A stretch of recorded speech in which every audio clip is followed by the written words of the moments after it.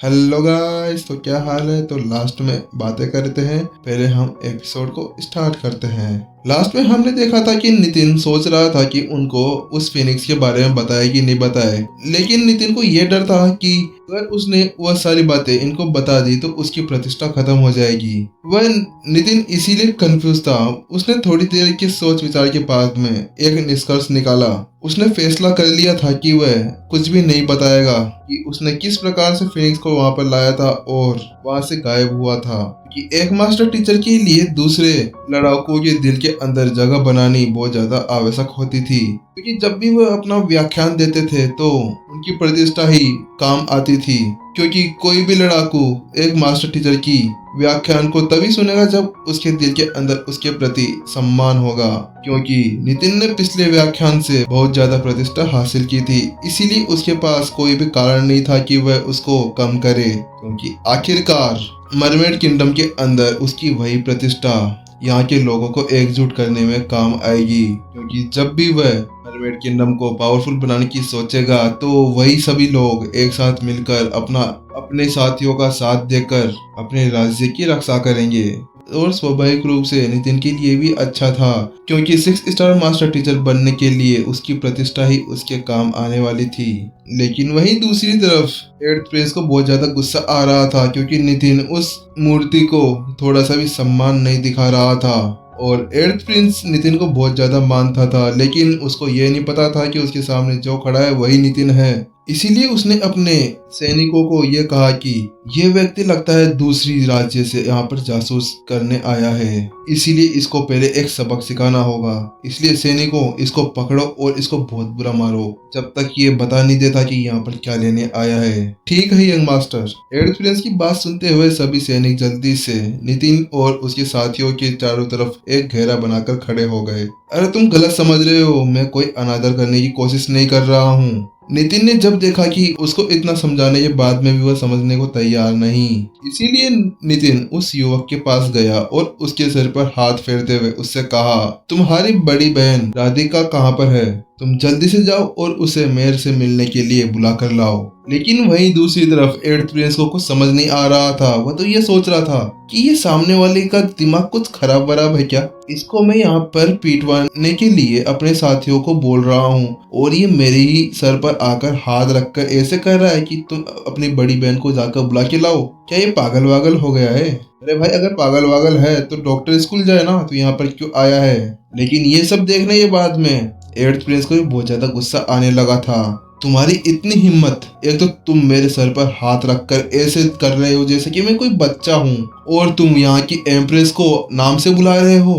बेशर्मी की भी हद होती है। कम से कम एम्प्रेस के प्रति तो थोड़े से सम्मान को तुम्हें दिखा देना चाहिए था। ये देखकर कि सामने वाला व्यक्ति इतना ज्यादा घमंडी है, एट्थ प्रिंस को बहुत ही ज्यादा गुस्सा आ गया। तो उसको अपने ऊपर बिल्कुल भी काबू नहीं रहा, इसलिए वह आगे बढ़ते हुए सीधा नितिन के ऊपर एक पंच से वार कर दिया। लेकिन वहीं दूसरी ओर नितिन अपनी जगह पर आराम से खड़ा था। उसने कोशिश नहीं करी उस पंच से बचने की, बस उसने एट्थ प्रिंस के सर पर हाथ रखा और उसे पीछे की तरफ धकेल दिया, जिसके कारण उन दोनों के बीच में गैप बन गया और एट्थ प्रिंस का वह पंच खाली चला गया।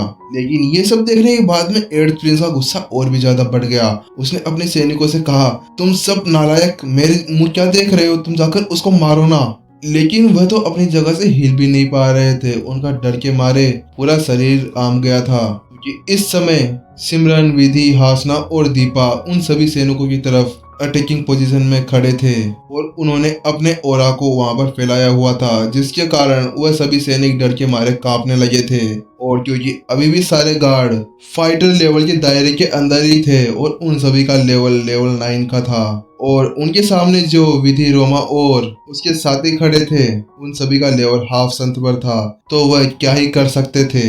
लेकिन नितिन कुछ और ही सोच रहा था। उसने एट्थ प्रिंस के मुंह से सुना था कि राधिका एम्प्रेस बन गई है। नितिन उसी के बारे में सोचकर हैरान था। क्या सही में राधिका एम्प्रेस बन गई है?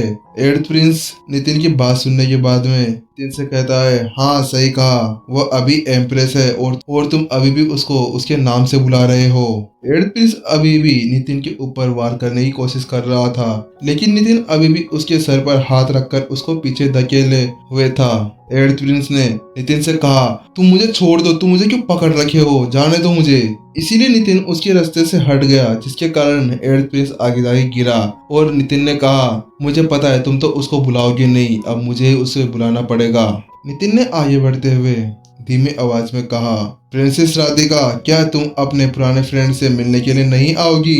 नितिन बिल्कुल धीमी आवाज में बोला था, लेकिन फिर भी हाफ संत लेवल पर होने के बाद में उसकी आवाज पूरे मरमेड किंगडम के अंदर फैल गई थी। एलायंस हॉल के अंदर वह आवाज सीधे राधिका के कानों तक पहुंच गई थी। अन्य लोगों ने उस आवाज के बारे में ज्यादा नहीं सोचा, लेकिन राधिका जल्दी से उस आवाज को पहचान लिया था। वो जल्दी से उत्सुकता से उछल गई, क्या ये तो नितिन है? वह यहाँ पर कैसे आ गया? उसको इतनी ज्यादा जल्दी हो रही थी कि वह जल्दी से अपने एरियल स्पीड बीस्ट पे बैठकर वहां पहुंची जहां पर नितिन था। उसने एरियल स्पीड बीस्ट को नीचे उतरने को कहा, लेकिन वह बहुत ज्यादा समय लगा रहा था, जिसके कारण राधिका पहले ही स्पीड बीस्ट से जंप लगाकर नीचे आ गई।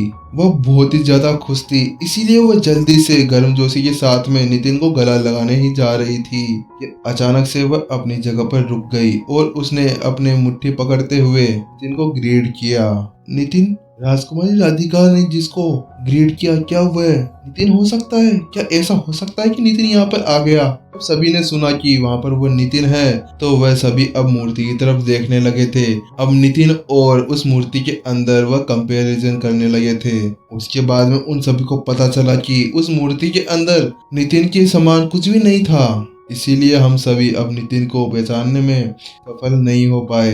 ये तो उस मूर्ति से भी ज्यादा शानदार दिखता है। वाओ, कितना हैंडसम है ये। उन सभी की आंखों में अलग ही चमक दिख रही थी जब उन्होंने नितिन की तरफ देखा।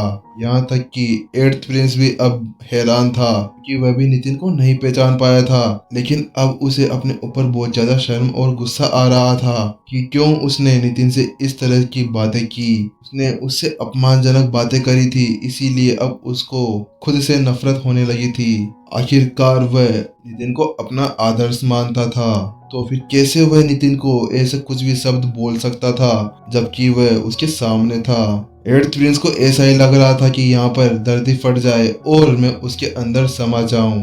अबे नालायक एट्थ प्रिंस, तूने क्या कर दिया? जिसको तूने इतने आदर्श दिए थे, तू उसी के खिलाफ चला गया। तूने उसको क्या क्या बोल दिया? तुझे चुल्लू भर पानी में डूब मरना चाहिए। प्रिंस अपने मन ही मन में खुद को गालियां दिए जा रहा था। वहीं दूसरी तरफ राधिका ने जब देखा कि सभी की निगाहें उसी की तरफ थी, तो उसको वहां पर कुछ अच्छा नहीं लग रहा था। उसे ऐसा लगा कि यहाँ पर बात करना ठीक नहीं रहेगा, इसीलिए उसने नितिन से कहा कि नितिन, चलो हम मेरे अलायंस हॉल के अंदर चलते हैं, हम वहीं पर ही चलकर बातें करेंगे। नितिन ने सिर हिलाते हुए राधिका से कहा, ठीक है चलो। और नितिन और उसके साथी सभी के सभी एरियल बीस्ट के ऊपर बैठकर एलायंस रेजिडेंस के अंदर चल पड़े। जैसे ही वह लोग वहां से गए तो वहां पर सभी लड़कियों के अंदर बातें होने लगी। वाओ, नितिन कितना हैंडसम था। एक बार बस मैं तो उससे शादी कर लेना चाहती हूँ, चाहे से एक रात के लिए क्यों नहीं, मैं फिर मर जाऊं, मेरे को बहुत अच्छा लगेगा। हाँ, सपना देखो, तुमने देखा नहीं उसके साइड में कितनी खूबसूरत लड़कियां खड़ी थी और ऊपर से अब तो हमारी एम्प्रेस राधिका भी वहीं पर ही थी। तो तुम्हें लगता है कि वह तुम्हें अपनी वाइफ बनाएगा? अगर उसने तुम्हें नौकरानी भी बना लिया तो भी बहुत बड़ी बात हो जाएगी। हाँ, मैं तो नौकरानी बनने के लिए भी रेडी हूँ, चाहे से वो एक दिन के लिए क्यों ना बनाए। सभी लड़कियों के अंदर ऐसे ही बातें हो रही थी और उनकी बातें सुनने के बाद में वहां पर खड़े हुए सभी लड़कों को बहुत ज्यादा जलन हो रही थी, लेकिन वह सभी बहुत ज्यादा खुश भी थे क्योंकि उन्होंने अभी अपने सामने नितिन को देखा था जिसको वह अपना आदर्श माना करते थे। इनके अंदर सभी की आंखों में एक अलग ही चमक थी और जल्द ही वह सारा समाचार पूरे शहर के अंदर फैल गया, जिसके कारण पूरे शहर में कोहराम मच गया और वहां पर धीरे धीरे भीड़ इकट्ठा होने लगी नितिन को देखने के लिए। चौक की अफरा तफरी से बेखबर नितिन और राधिका और उसके साथी सभी के सभी हॉल के अंदर बैठे हुए थे। राधिका और नितिन दोनों साथ में बैठे थे, जिसको देखने के बाद में हासना का खून खोलने लगा था। लेकिन राधिका और नितिन की नजरें उनके ऊपर नहीं गई, जिसके कारण उन्होंने कुछ भी नोटिस नहीं किया। राधिका के मन में तो बहुत ज्यादा लड्डू फूट रहे थे। उसके चेहरे पर एक फीकी सी मुस्कान थी। आखिरकार इतने दिनों बाद में जो वो नितिन से मिली थी, उसी की खुशी उसी के दिल में थी। नितिन ने राधिका को सही से देखा तो उसको पता चला कि अब वह भी ट्रांसेंड मोटल के पास में पहुंचने वाली है। उसको कुछ स्टेप्स और चलने हैं और फिर वह भी ट्रांसेंड मोटल लेवल के अंदर पहुंच जाएगी। नितिन ने राधिका से कहा, तुमने बहुत ज्यादा ही मेहनत की है इस लेवल तक पहुंचने में। नितिन के शब्दों को सुनने के बाद में राधिका ने कहा, मुझे तुमने जो साधना टेक्निक दी थी मैंने उसी से अपनी कल्टीवेशन की, जिसके कारण मेरा लेवल यहाँ तक पहुंचने में कामयाब हो पाया।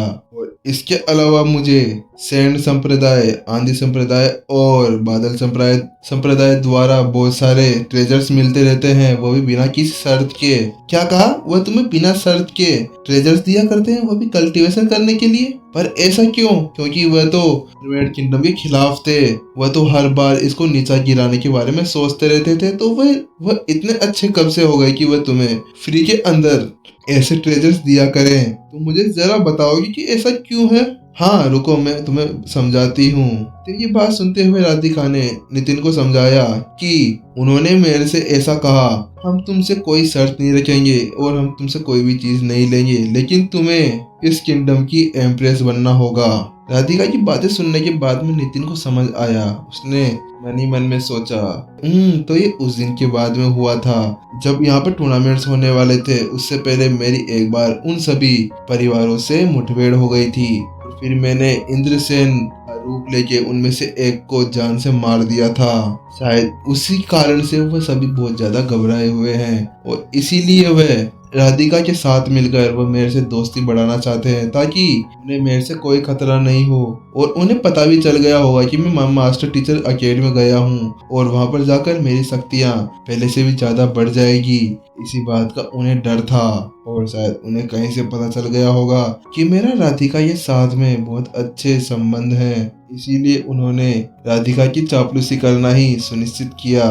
थोड़ी देर की सोच विचार के बाद में नितिन ने राधिका से कहा, आप राधिका तुम मेरा एक काम करो, तुम उन सभी परिवारों के पास में मेरा एक संदेश पहुंचा दो। उन्हें ऐसा कहना कि नितिन अभी टाइम बाद में जुआन युआन साम्राज्य के अंदर जाके एक लेक्चर देने वाला है। अगर उन सभी में से किसी को भी दिलचस्पी हो तो वह वहां पर आकर लेक्चर सुन सकता है। नितिन का इसके पीछे एक और कारण भी था। नितिन पहले से ही आगे आने वाले भविष्य की तैयारी कर रहा था। नितिन ने सोचा, मुझे धीरे धीरे करके ही इन सभी को एक साथ इकट्ठा करना होगा, ताकि अगर मैं ऐसे ही लेक्चर देता रहूंगा तो आसपास के बहुत से लड़ाकू इन राज्य के अंदर आएंगे, जिसके कारण यहाँ की शक्ति भी बढ़ेगी और इनके साथ में इनके पीछे पीछे व्यापार भी बढ़ेगा और आसपास के सभी राज्य एक साथ मिलकर इसको बड़ा किंगडम बनाएंगे।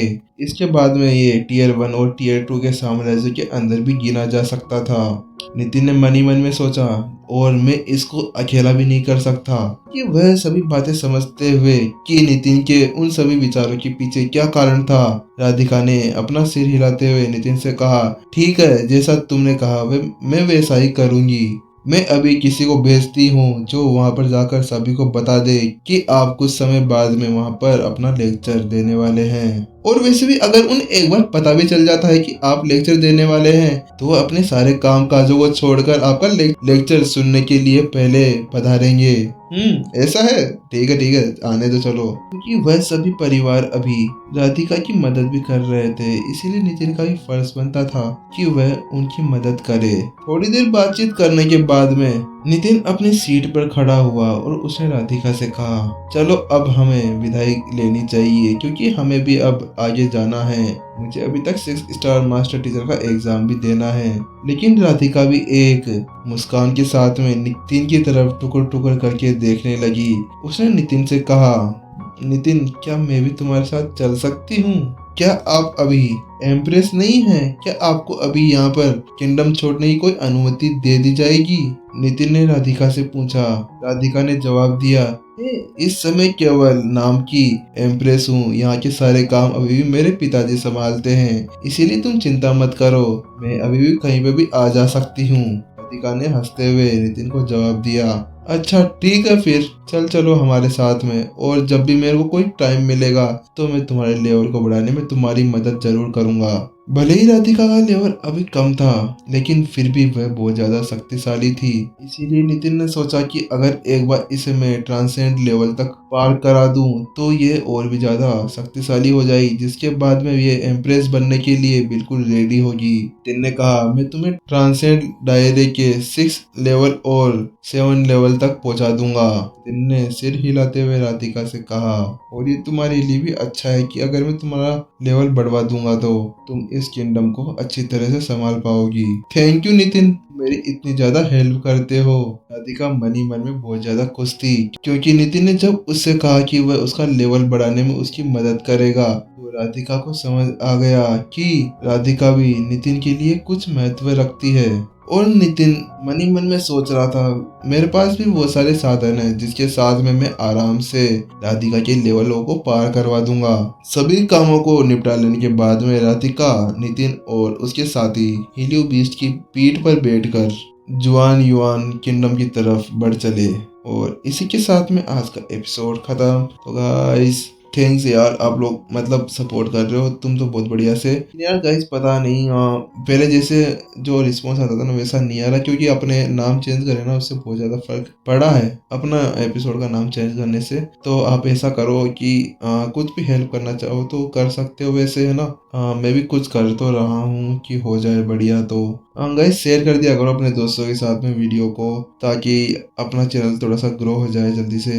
वैसे भी मेरे को तो टाइम तो मिलता नहीं और कुछ यार। चलो ठीक है गाइस, बाय बाय, मिलते हैं हम नेक्स्ट वीडियो में।